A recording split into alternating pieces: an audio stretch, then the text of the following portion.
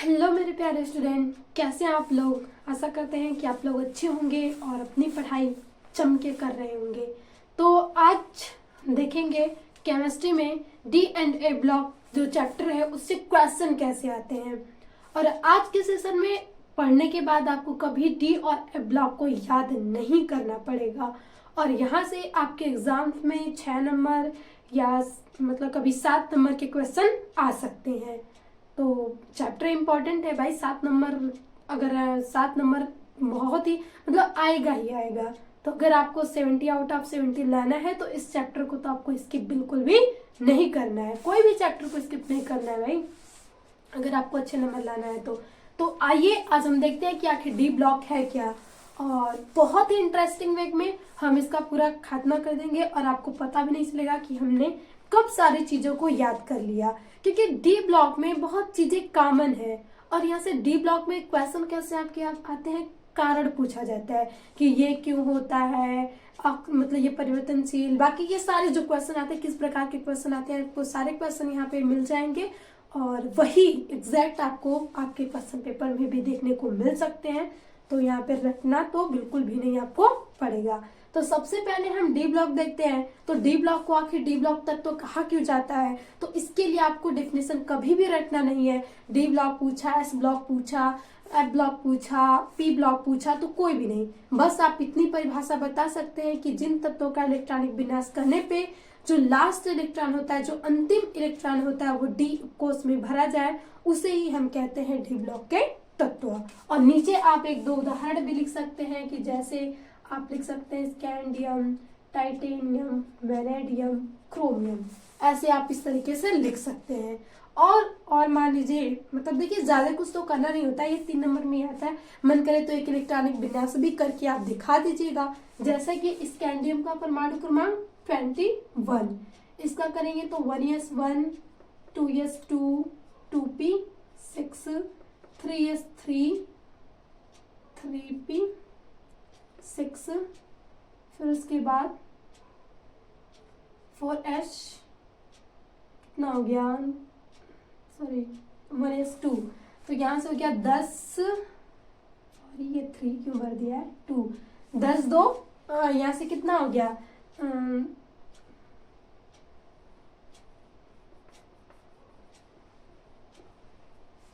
आप इसका इलेक्ट्रॉनिक विन्यास भी कर सकते हैं, जैसे कि 1s2, 2s2, 2p, 6, 3s2, 3p, 6, फिर उसके बाद आप यहाँ से भर सकते हैं 3 के बाद जो एनर्जी आती है वो 4 की आती है, तो आप यहाँ से लिख सकते हैं 4s2, 3d1।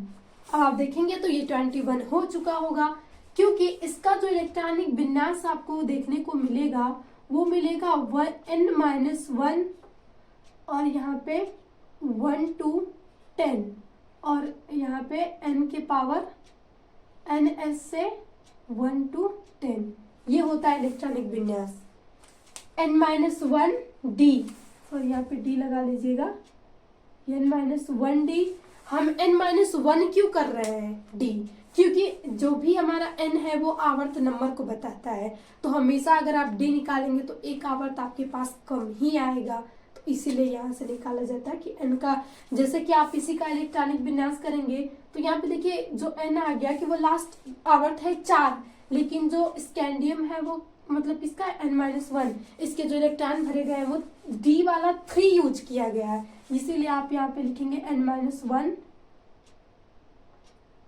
d और ns1 to 10, क्योंकि जो s में होता है वो 2 ही इलेक्ट्रॉन भरा जाता है और d में आप 1 से 10 इलेक्ट्रॉन भर सकते हैं। और ये हो गया आपके पास स्कैंडियम का इलेक्ट्रॉनिक विन्यास। आप देख रहे हैं जो लास्ट से इलेक्ट्रॉन गया है वो किस में गया, 3d1 गया है, एक इलेक्ट्रॉन आपका d में चला गया, इसीलिए हम इसे डी ब्लॉक के तत्व कह दिए। ये हो गई आपके पास इलेक्ट्रॉनिक विन्यास की बात।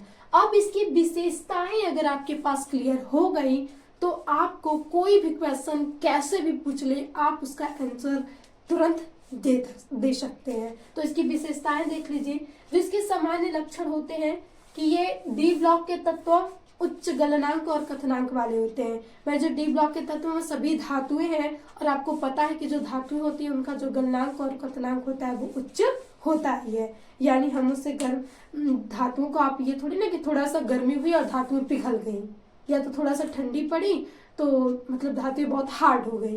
तो इनका जो गलनांक और क्वथनांक होता है बहुत ही उच्च होता है कि ये मतलब थोड़े मतलब जैसे कहीं हमें बहुत ज़्यादा टेम्परेचर होता है तो वहाँ पे चीज़ें लगानी होती तो हम आयरन की लगाते हैं, और आयरन क्या है, एक डी ब्लॉक का तत्व है, वो धातु है, इसीलिए इसका गलनांक तथा क्वथनांक दोनों क्या होता है, उच्च होता है। अभी हम इसका रीजन भी लिखेंगे। दूसरा रीजन है कि अधिकांश धातुएं रंगीन यौगिक बनाती हैं, लक्षण में आप ये लिख लेंगे। फिर उसके बाद ये धातुएं संकुल यौगिक का निर्माण करती हैं, यानी आगे आपका जो कोऑर्डिनेशन कंपाउंड है वो डी ब्लॉक से ही रिलेटेड है, डी ब्लॉक नहीं तो कोऑर्डिनेशन नहीं, तो जो कोऑर्डिनेशन कंपाउंड का निर्माण होता है वो डी ब्लॉक के तत्व ही करते हैं। फिर उसके बाद ये सामान्यतः अनुचुंबकीय गुण प्रदर्शित करते हैं, यानी जो डी ब्लॉक के तत्व होते हैं वो सामान्यतः जो होते हैं अनुचुंबकीय गुण दिखाते हैं। फिर उसके बाद ये तत्व उत्प्रेरकीय गुण भी प्रदर्शित करते हैं। आप कई बार रिएक्शन करते होंगे तो उसमें लिखते होंगे कि आयरन चूंकि वहां पे उत्प्रेरक के रूप में प्रस्तुत कर दिया गया, पीडी उत्प्रेरक के रूप में मतलब प्रयोग कर दिया गया, तो आप ऐसा तो देखे होंगे। फिर इन तत्वों को संक्रमण तत्व कहा जाता है, ये इसकी लक्षण है, और यही आपके बस बन जाएगा कि क्वेश्चन कि आखिर जो धातुएं हैं वो रंगीन यौगिक क्यों बनाती हैं। तो आइए हम इसको देखते हैं कि आखिर ये रंगीन यौगिक क्यों बना रही हैं। यहाँ से आपको यही क्वेश्चन पूछा जाएगा कि रंगीन यौगिक क्यों बनाते हैं, क्यों बनाते हैं डी ब्लॉक के तत्व। तो आपका यहाँ पे आंसर देखिए सेम में आप एक चीज डी ब्लॉक के लिए याद रखिएगा, इसमें आपको चीजें क्या क्या याद रखनी है। जो डी ब्लॉक में होते हैं आपके पास रिक्त कक्षक होते हैं, रिक्त कक्षक होते हैं, और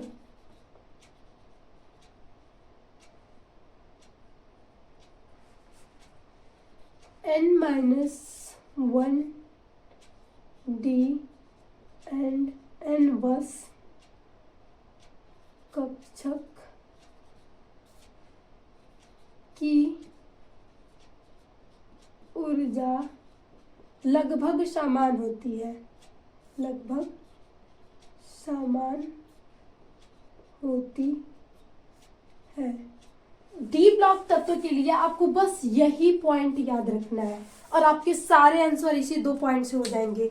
याद रखिएगा जो डी ब्लॉक है वहां पर रिक्त कक्षक पाए जाते हैं। अभी आपने देखा कि ये जो डी का है, डी में 5 और कक्षक मतलब ऑर्बिटल्स होते हैं और 5 ऑर्बिटल में से एक ही इलेक्ट्रॉन भरा गया और यहाँ पे बहुत सारी जगह क्या है, खाली है, यानी ये अपनी शरण दे सकता है।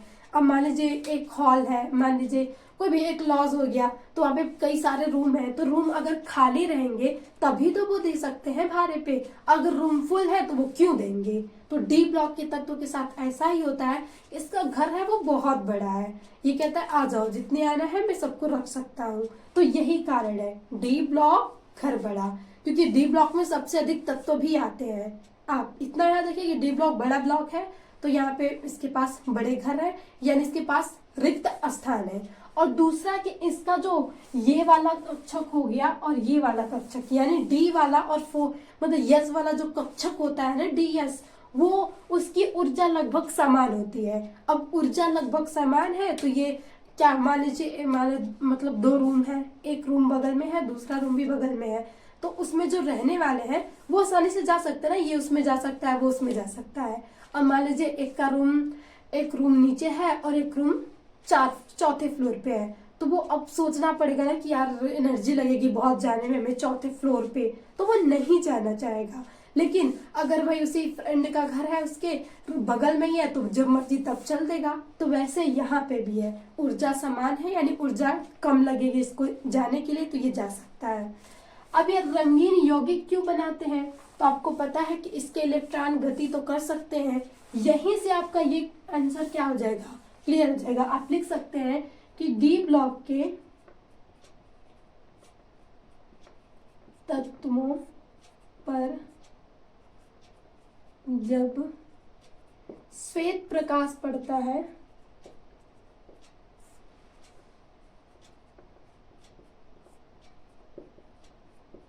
तो यह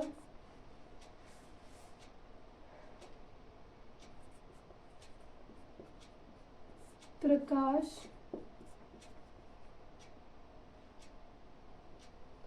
या ना तो इनके इलेक्ट्रॉन प्रकाश को अवशोषित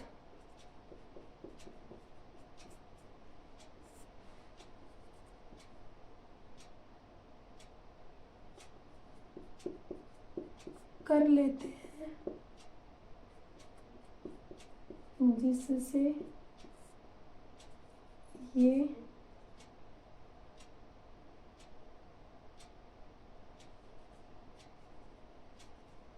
कक्षक स्थानांतरण कर लेते हैं।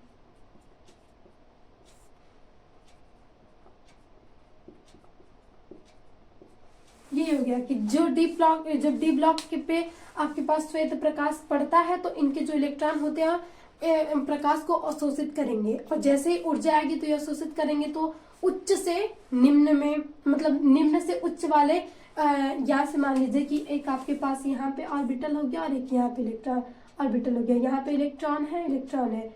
अब यहाँ से इनको मिल रही है एच म्यू यानी प्रकाश वेव। तो जब ये यहाँ से उठ के जाते हैं ना तो इस समय ये रंग को उत्सर्जित करते हैं, ये इलेक्ट्रॉन जब ऊपर जाते हैं तो जो रंग उत्सर्जित करते हैं, इसी के कारण इनका जो जलीय विलयन होता है, जलीय विलयन में ये क्या करते हैं, अलग अलग रंग शो करते हैं। आप ये लिख सकते हैं।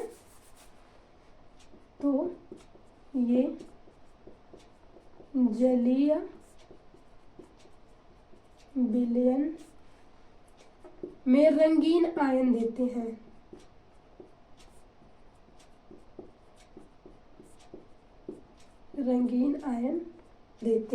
ये हो गया आपके पास कारण। अब मान लीजिए इनकी ऊर्जा में बहुत ज्यादा गैपिंग होती तो ये जा ही नहीं पाते, ऊपर से नीचे हो ही नहीं पाते, मूव कर ही नहीं पाते, तो फिर यहाँ से प्रकाश की मतलब हमें मिल ही नहीं पाता। तो एक आपके पास यहाँ से क्वेश्चन ये हो गया पूछने के लिए, 3 नंबर में आपसे क्वेश्चन बाय द वे ये पूछ सकता है।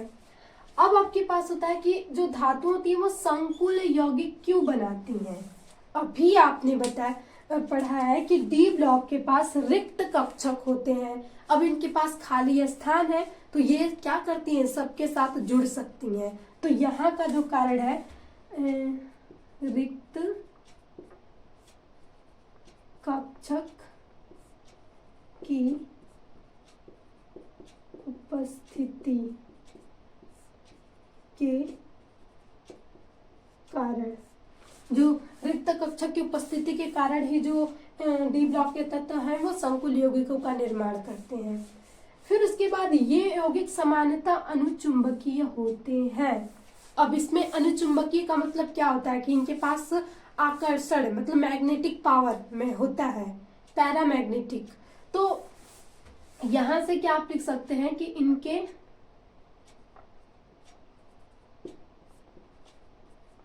इलेक्ट्रॉन या इनका इलेक्ट्रॉनिक विन्यास करते समय अंतिम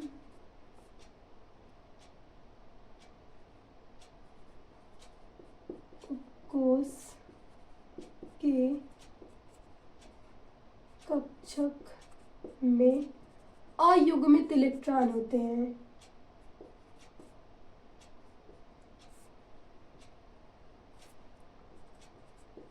अयुग्मित इलेक्ट्रॉन की उपस्थिति के कारण अनुचुंबकीय गुण प्रदर्शित करते हैं। तो ये हो गया आपके पास के अनुचुंबकीय गुण। अनुचुंबकीय बस एक पॉइंट वाली चीज है यही आपके पास की अयुग्मित इलेक्ट्रॉन। अयुग्मित इलेक्ट्रॉन, तभी तो वो मान लीजिए अयुग्मित इलेक्ट्रॉन है तो वो कहेगा कि आ जाओ हम जोड़े में हो जाए, सभी हो सिंगल। अभी मान लीजिए आप ही लोग हैं, थोड़े बड़े होंगे तो चाहेंगे ना कि हम, बहुत सारे लोग हैं वो सिंगल रहना पसंद करेंगे और बहुत सारे लोग हैं वो सोचेंगे कि हम डबल हो जाए, युग्मित हो जाए। तो ये इलेक्ट्रॉन भी है भाई, ये भी सोचते हैं जब तक सिंगल है तो सिंगल रहते हैं, लेकिन जैसे इनके पास आकर्षण वाली चीज दिखते हैं, भैया ये आकर्षित बहुत खूबसूरत है तो इनके पास जगह है तो ये क्या करते हैं, बिठा लेंगे। अब मान लीजिए कि किसी की मतलब मैरिज हो गई है, तो अब मान लीजिए उसे कोई भी मेल या फीमेल हो गया तो उसे कोई सुंदर दिखा, मतलब बहुत अच्छा दिखा, मतलब ये नहीं कि फिजिकली सुंदर ही, बहुत अच्छा, मतलब वो सीरत से भी सुंदर हो, तो वो चाहता कि मतलब मैं इनके साथ, ये मेरा लाइफ पार्टनर बन जाता। तो आपके पास, लेकिन आप सोच के ही रह जाते, बनाते नहीं, क्योंकि आपके पास आप युग्मित है, अयुग्मित नहीं है, तो आपका आकर्षण होता, और जब नहीं है चांसेस तो आकर्षण नहीं होगा। तो वैसे इनके पास भी है, अगर ये अयुग्मित होते तो भाई इनसे किसी से लेना देना नहीं रहता।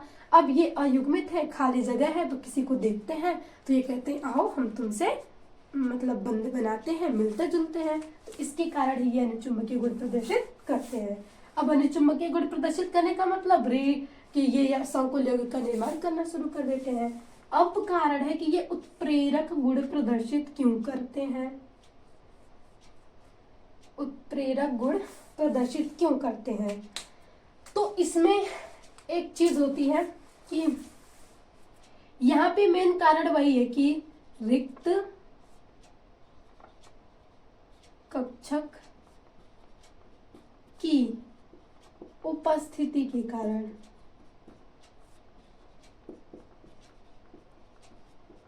उपस्थिति के कारण यह अभिक्रिया के वेग को बढ़ा देते हैं, अभिक्रिया के वेग को बढ़ा देते हैं। यह आ गया आपके पास आंसर। अब है इन तत्वों को संक्रमण तत्व आखिर हम क्यों कहे हैं।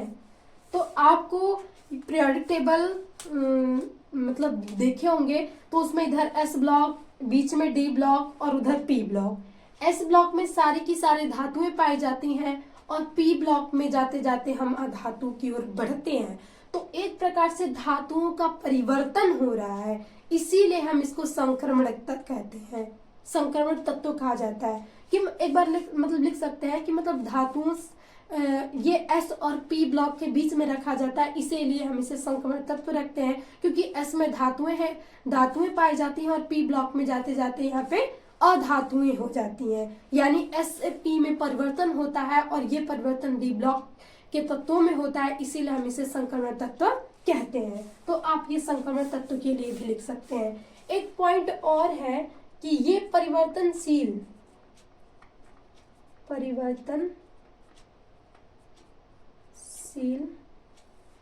संयोजकता प्रदर्शित करते हैं, संयोजकता या ऑक्सीकरण संख्या प्रदर्शित करते हैं, वही लिख लीजिए, परिवर्तनशील ऑक्सीकरण संख्या प्रदर्शित करते हैं। ये इसका लक्षण है, और इसका कारण भी आपके पास सेम आ जाएगा कि यहाँ पे क्या आ जाएगा कि यहाँ से n-1 डी कक्षक और n-s कक्षक की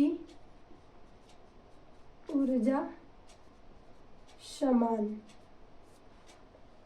होती है।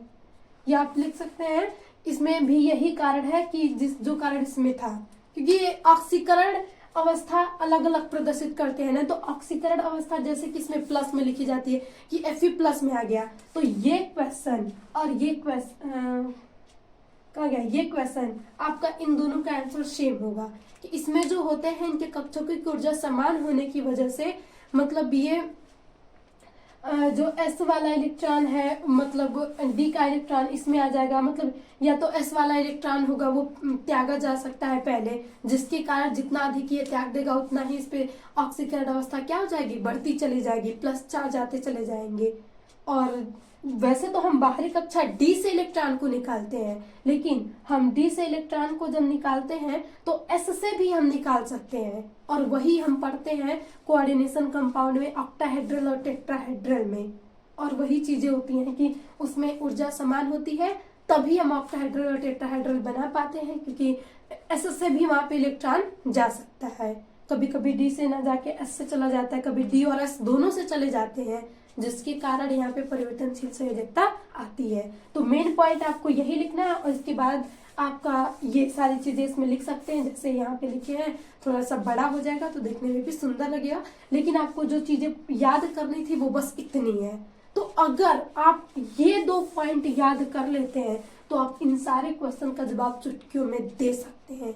बस याद रखिएगा कि डी ब्लॉक के जो तत्व होते हैं, एक डिफिनेशन हो गया कि वो तो डिफिनेशन याद ही हो जाएगी कि इसमें रिक्त ऑर्बिटल पाए जाते हैं, अयुग्मित इलेक्ट्रॉन होते हैं, और इसमें जो n-1d और ns की जो कक्षाओं की ऊर्जा होती है वो लगभग क्या होती है, समान होती है। अब यहीं से आप सारे कारणों का उत्तर दे देंगे, कारण होने के बाद ये होता है, कारण होने के बाद ये होता है। तो आपको बस ये 3 कारण याद रखना है, बाकी जैसे भी क्वेश्चन डी ब्लॉक में पूछता है आप तुरंत तुरंत आंसर देते चले जाएंगे। और डी ब्लॉक में इससे बाहर आपसे कुछ भी नहीं पूछा जाएगा। एक मान लीजिए इसमें कभी कभी ये भी पूछ देता है कि जो डी ब्लॉक होते हैं वो भी सेम मतलब संकुल यौगिक की तरह की ये मिश्र धातु भी बनाते हैं, ये मिश्र धातु भी बनाते हैं। तो इसका भी रीजन वही हो जाएगा कि हम जैसे कि आयरन को और कॉपर को मिला के बना देते हैं कोई चीजें, डी ब्लॉक के तत्व आपस में हम मिला देते हैं, तो मिलाने का रीजन यही है इसमें कि इसके जो ऊर्जाएं है ना वो समान है, जिसके कारण हम डी ब्लॉक के तत्व होते हैं उनको मिला के मिश्र धातुओं का निर्माण कर सकते हैं। तो इसमें भी आप यही लिख सकते हैं कि डी ब्लॉक में जो ऑर्बिटल कक्षों की ऊर्जा होती है वो लगभग समान होती है, जिसके कारण हम यहाँ से रिक्त स्थान होता है और उसमें हम मिला के मिश्र धातुओं का निर्माण कर सकते हैं। तो यही सारे क्वेश्चन, इससे बाहर क्वेश्चन कुछ भी नहीं आएगा। जो भी क्वेश्चन था आपने डी ब्लॉक अगर इतना तैयार कर लिया तो आपके सारे आंसर हो जाएंगे। अब कुछ क्वेश्चन है ए ब्लॉक से, बहुत ही मतलब ए ब्लॉक से 2 प्रकार के क्वेश्चन आते हैं, और उन दोनों क्वेश्चन को हम देख लेते हैं कि आपका एफ और बी जो एफ डी ब्लॉक है, डी ब्लॉक का तो आपका यहाँ से खत्म हो गया। अब एफ ब्लॉक में कुछ पॉइंट्स बचे हैं, जैसे उसमें अंतःसंकरण तत्व किसे कहते हैं, जिसकी डिफिनेशन कभी कभी आपसे नॉर्मली पूछ दे कि ए ब्लॉक किसे कहा जाता है, तब तो आप आंसर दे लेंगे। और कभी एक क्वेश्चन घुमा के पूछ देता कि अंतः तत्व संक्रमण तत्व किसे कहते हैं, तब आप उसको भी हम देख लेते हैं। और एक होता है लेंथेनाइड संकुंचन, उससे हम देख लेते हैं कि हमारा डी और बी एफ ब्लॉक पूरा का पूरा क्लियर हो जाए कि यहाँ पे जो भी क्वेश्चन आते हैं हम कर लें।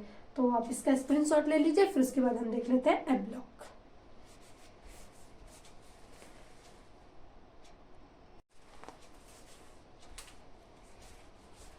तो अब हम देखते हैं कि आखिर एफ ब्लॉक से किस प्रकार के क्वेश्चन पूछे जाते हैं। तो सबसे पहले आपसे पूछा जाता है कि एफ ब्लॉक किसे कहते हैं, और या तो इसी क्वेश्चन को घुमा के पूछा जा सकता है कि अंतः संक्रमण तत्व क्या है, इनके सामान्य इलेक्ट्रॉनिक विन्यास लिखिए।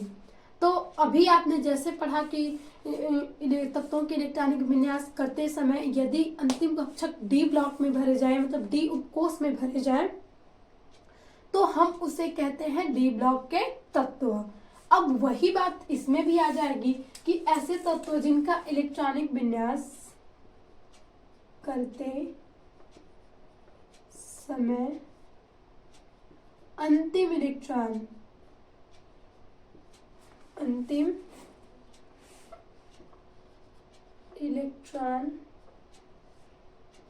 4f, सॉरी केवल एफ लिख लें, एफ ब्लॉक में भरा जाए उसे F ब्लॉक के तत्व या अंतः संक्रमण तत्व कहते हैं। संक्रमण तत्व कहते हैं। अब इसे अंतः संक्रमण तत्व क्यों कहा जाता है?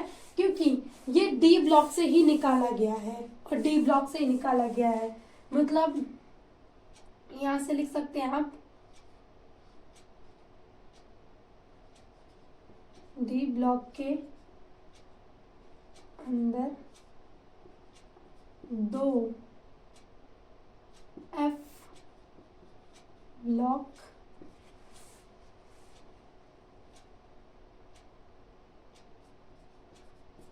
सीरीज पाई जाती है।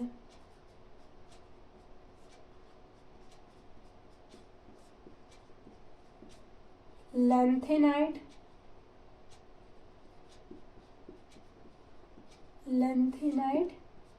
एवं एक्टिनाइड।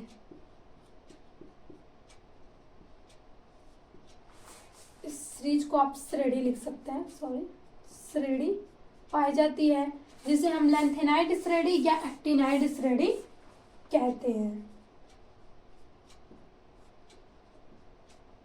और दोनों श्रेणी में आप इसे थोड़ा बड़ा करेंगे क्योंकि 3 नंबर, दोनों श्रेणी में 14 तत्व भरे जाते हैं।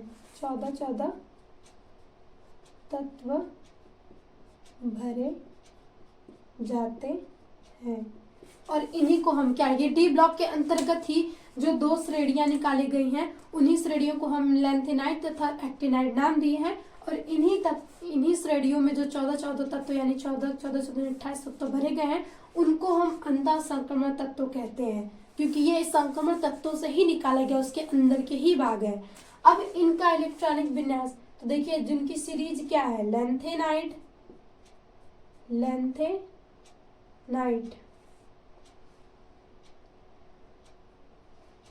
और जो दूसरी सीरीज है वो है आपके पास एक्टिनाइड। अब इसमें जो इलेक्ट्रॉन्स भरे गए हैं वो 58 से 71 तक, यानी 58 से 71 तक के जो 14 इलेक्ट्रॉन्स मतलब 14 तत्व हैं, जो 14 एलिमेंट्स हैं, उन्हें हम लैंथेनाइड सीरीज में रखते हैं। और उसके बाद जो 90 से 103 मतलब 103 तक है, उसे हम एक्टिनाइड तत्व कहते हैं। अब इसका जो सामान्य इलेक्ट्रॉनिक विन्यास होता है उसको हम कर सकते हैं ज़ेनान 4F1 to 14, और D में 0 से 1, और उसके बाद यहाँ से D में भी आप यहाँ पे कौन सा D करेंगे, ये 4 है तो आप यहाँ से 5 करेंगे, और यहाँ पे जाता है 6S2। ये हो गया आपके पास सामान्य इलेक्ट्रॉनिक विन्यास लैंथेनाइड वाले का। क्योंकि लैंथेनाइड एक ऊपर का, ये एक्स जो है ज़ेनान है, जो अक्रिय गैस है। अब हम पूरा सामान्य पूछा गया ना आपसे, पूरा इलेक्ट्रॉनिक विन्यास तो पूछा नहीं गया है, तो हम सामान्य को शॉर्ट में ही लिख सकते हैं कि जितना तत्व आ गया और इतने में ही हमारा पूरा डी ब्लॉक, एफ ब्लॉक के जितने तत्व है वो भरे जाएंगे। फिर उसके बाद एक्टिनाइड में आता है रेडान, क्योंकि जो लास्ट अक्रिय गैस है वो क्या है, रेडान। तो इसमें रेडान और 5F को हम एक्टिनाइड कहते हैं, 4F सीरीज को हम लैंथेनाइड कहते हैं। और इसमें 1 to 14 इलेक्ट्रॉन और 5 है तो यहाँ से 6D में 0 to 1 इलेक्ट्रॉन, और यहाँ से 7S में आपके पास 2 इलेक्ट्रॉन। तो ये हो गया आपके पास सामान्य इलेक्ट्रॉनिक विन्यास। 14 तत्व इसमें भरे जाएंगे, 14 तत्व आपके इसमें भरे जाएंगे। तो इतना आप अगर लिख देते हैं अंतः संकरण तत्व में, तो 3 नंबर का हो या 4 नंबर का हो, आपके पूरे के पूरे यहाँ से 3 नंबर या कोई जितना भी नंबर हो, पूरे नंबर फिक्स हो जाएंगे। बस थोड़ा अच्छे से इसी को साफ तरीके से लिख दीजिएगा। कभी भी आप देखिए राइटिंग का बहुत ध्यान रखिए, अगर आपकी राइटिंग थोड़ी बेकार है तो प्लीज़ थोड़ी प्रैक्टिस कर लीजिए कि आपकी राइटिंग अच्छी हो जाए। तो अंतः संक्रमण तत्व इतना ही पूछा जाएगा। ये हो गया आपके पास इलेक्ट्रॉनिक विन्यास। अब इसी से एक क्वेश्चन और आता है कि लेंथेनाइड संकुचन क्या है। लेंथेनाइड, तो अभी ये पूछा गया कि ये लेंथेनाइड को तत्वों के यानी जो 58 से 71 तक के तत्व हैं उन्हीं के बारे में बात की जा रही है। संकुचन का मतलब क्या होता है, मतलब संकुचित होना, वो बड़ा था वो छोटा हो रहा है, तो यही कहलाता है। इससे मतलब इसी के बारे में हमें बात करनी है। तो अब हम मान लीजिए उसमें जो तत्व होते हैं उसकी परमाणु का आकार होता है, अब वही आकार पे हम डिपेंड करती है सारी चीजें। तो लेंथेनाइड तत्वों के परमाणु क्रमांक बढ़ने से, अभी आप देख रहे हैं कि 58 से जाएगा मतलब 58 है, फिर 59, फिर 60, फिर 61, 62, 63 करके ऐसे परमाणु क्रमांक तो यहाँ से बढ़ते चले जाएंगे 71 तक।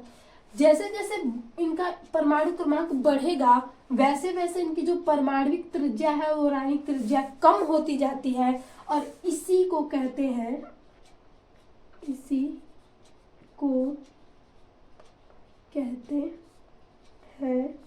लेंथेनाइड संकुचन। लेंथेनाइड संकुचन ये हो गया आपके पास। अब इसका कारण पूछा गया कि आखिर ये कारण होता क्या है, तो आज कारण आप रटने से अच्छा एक बार समझ लीजिए। ये आपके पास नाभिक हो गया और ये होती गई आपके पास 4 कक्षाएं, ठीक। तो देखिए यहाँ पे आपके पास पता है कि 2 इलेक्ट्रॉन्स, फिर यहाँ पे 8 इलेक्ट्रॉन्स, फिर यहाँ पे 18 इलेक्ट्रॉन्स, फिर यहाँ पे 32 इलेक्ट्रॉन। और पता है आपको कि जो इलेक्ट्रॉन्स है वो निगेटिव होते ही है, और यहां से लगता है आपके पास नाभिकीय फोर्स, ये नाभिकीय बल जो कि इनको सभी को बांधे रखता है। लेकिन माइनस माइनस में होता है रिपल्सन, तो यहाँ पे ना ऐसे करके एक मतलब स्क्रीनिंग इफेक्ट लगने लगता है, क्योंकि यहाँ पे इलेक्ट्रॉनों की संख्या 18, ये माइनस माइनस है। अब यहाँ पे जो इलेक्ट्रॉन्स भरे जाते हैं इस वाले कक्षा में, तो वो इधर माइनस की संख्या इतनी अधिक होती है कि ये इसको रिपल्सन कर देते हैं, बड़ा साइज होता जाए। तो यहाँ पे ये जो लास्ट वाली कक्षा होती है, ये जो जितना बड़ा है वो मतलब यहाँ से स्क्रीनिंग इफेक्ट लगाते लगते हैं, जिसे बोलते हैं कि परिरक्षण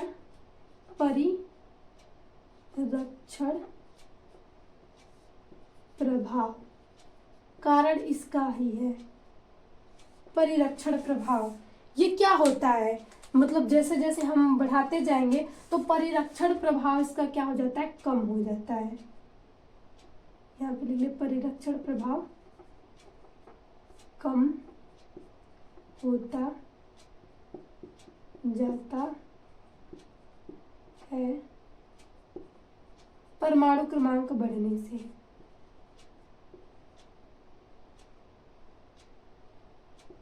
क्रमांक बढ़ने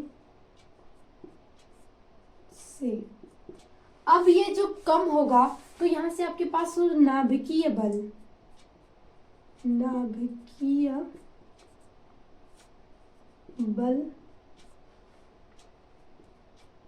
अधिक होता जाता है। अब देखिए ये लास्ट वाली कक्षा से तो मान लीजिए जो परिरक्षण है वो धीरे धीरे कम होता जाएगा, और जैसे ही स्क्रीनिंग इफेक्ट कम होगा तो ये जो आपके पास नाभिक है ना, ये इन पे बहुत ज्यादा फोर्स बना के रखेगा और नाभिक अपनी ओर खींचता चला जाएगा, जिसके कारण इसकी जो त्रिज्या हो जाएगी वो क्या हो जाएगी, कम होती चली जाएगी। स्क्रीनिंग यही है परिरक्षण, इसी को हम हिंदी में बोलते हैं, इंग्लिश में बोलते हैं स्क्रीनिंग इफेक्ट, और हिंदी में परिरक्षण प्रभाव। तो परिरक्षण प्रभाव कम होता जाता है परमाणु क्रमांक बढ़ने से, और परिरक्षण प्रभाव कम होगा तो नाभिकीय बल अधिक होगा, और नाभिकीय बल अधिक होगा तो यहाँ से परमाणु त्रिज्या कम होती जाएगी, और यही कहलाता है लेंथेनाइड संकुचन। यानी आपके पास ये जो नाभिक है इसको फोर्स लगा के इसके जो साइज है उसको छोटा करता जाएगा, और नाभिकीय बल जैसे ही अधिक होगा परमाणु त्रिज्या है वो क्या हो जाएगी, कम होती जाएगी, और इसी को बोलते हैं हम लेंथेनाइड संकुचन। तो आई होप आपको ये लेंथेनाइड संकुचन समझ में आ गया हो और एफ ब्लॉक में यहाँ से इसके बाहर क्वेश्चन नहीं आएगा। और देखिए एफ ब्लॉक और डी ब्लॉक पे कभी समानता पूछी जाए तो कुछ समानता बहुत सारी, जितनी चीजें आप देखिए ये एक प्रकार का संक्रमण तत्व ही है, तो ये मतलब लिख सकते हैं कि इनके भी परिवर्तनशील संयोजकताएं होती हैं। तो एफ ब्लॉक भी परिवर्तनशील संयोजकता प्रदर्शित करता है, ये मिश्र धातु बनाते तो एफ ब्लॉक भी बनाता होगा, तो ये सारी इनकी क्या हो जाती है, समानताएं हो जाती हैं। तो अगर आप ये डी और एफ ब्लॉक पढ़ लिए हैं तो समानताएं तो वैसे ही लिख लेंगे। जितना डी ब्लॉक के कैरेक्टर है उतना भी इसका भी होगा, क्योंकि ये भी एक संक्रमण तत्व ही है और बस इसके आंतरिक संक्रमण तत्व है जिन्हें बोला गया है। तो कभी कभी एक क्वेश्चन आ जाता है कि डी और एफ ब्लॉक में समानता लिख दीजिए, तो डी ब्लॉक पढ़ने के बाद तो आप वो अपने से कर ही लेंगे, करना कि जैसे हमने बताया जो जो लक्षण पढ़े हैं वो लक्षण एफ ब्लॉक के होंगे, दोनों लक्षण लिख दीजिएगा, समानता हो जाएगी। और एक ये हो गया कि अंतर संघर्ष तत्व किसे कहते हैं और लेंथेनाइड संकुचन का कारण क्या है, ये हो गया किसे कहते हैं और ये हो गया आपके पास कारण। बस इसको लिख दीजिएगा, आपकी सारी प्रॉब्लम सॉल्व। और डी ब्लॉक एफ ब्लॉक आपका यहाँ पे होता है खात्मा।